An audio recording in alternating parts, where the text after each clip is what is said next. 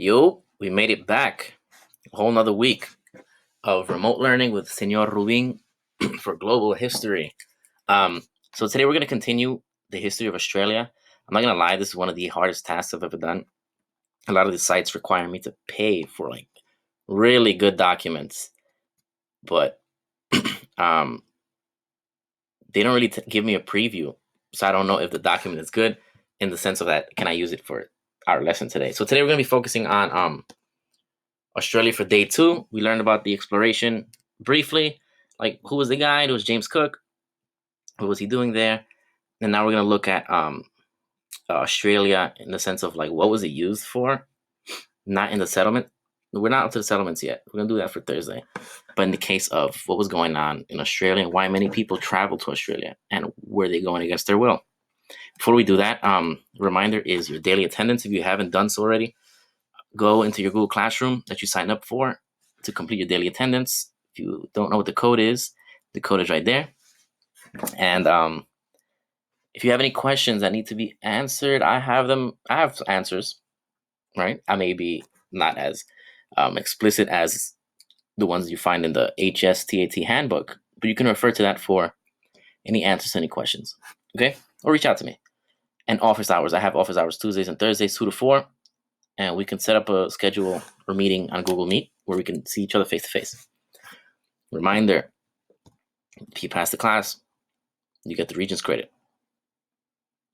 I think it's a pretty good deal, especially given these circumstances. Okay.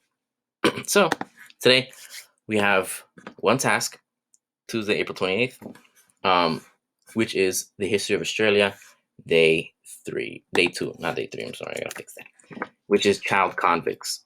I thought this was an interesting thing when I was researching. And there are a lot of museum sites from Australia that give resources.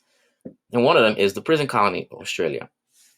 There were a lot of children being transported to Australia during the American Revolution, which had an impact on why Australia became a hotspot for prisoners.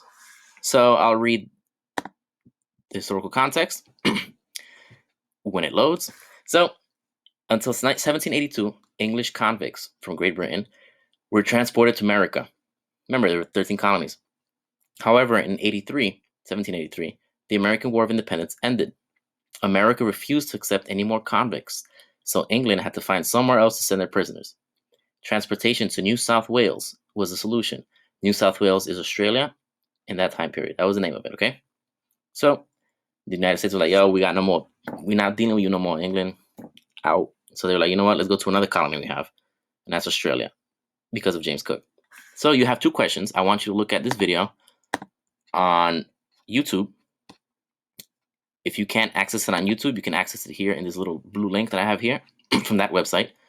And then answer the questions. Do you think that the punishments in the video fit the crimes that were committed? Let's put were, not they. Let's fix that. Okay. So there are 2 case studies there in the video that explain what these children did and why they were sent to Australia. Now, was it fair? Okay. They may have done a petty crime. Who knows what it was? I want you to look at the video and decide yourself. And then according to the video, what were conditions like aboard the transportation to Australia? And use evidence from the clip. And once you're done with that, you submit. Okay? Not overwhelming. Taking it easy today. But this is just a little cool brief history of Australia. All right, so when you're done, you can reach out to me if you have any questions. Submit it. Remember, you have to get credit. If you have any concerns, reach out to me as well. Good luck, and I'll see you all on Thursday. Bye.